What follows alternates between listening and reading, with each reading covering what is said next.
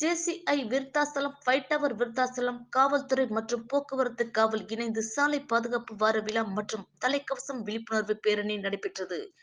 சாலை பாதுகாப்பு வார விழாவில் சாலை விதிமுறைகளை பற்றி விழிப்புணர்வு ஏற்படுத்தும் வகையில் பொதுமக்களுக்கு துண்டு பிரசுரங்கள் வழங்கப்பட்டது.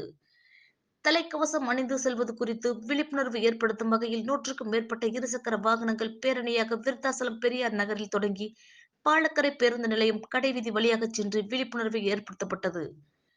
பேரணியை விருத்தாசலம் காவல்துறை கண்காணிப்பாளர் ஆரோக்கியராஜ் தொடங்கி வைத்தார். நிகழ்விற்கு கிளை இயக்கத்தின் தலைவர் மாதவன் தலைமை தாங்கினார். ஜேஏசி மண்டல துணைத் தலைவர் மணிகண்டன், ஜேஏசி மண்டல இயக்குனர் அன்வர் பாஷா முன்னிலை வகித்தனர்.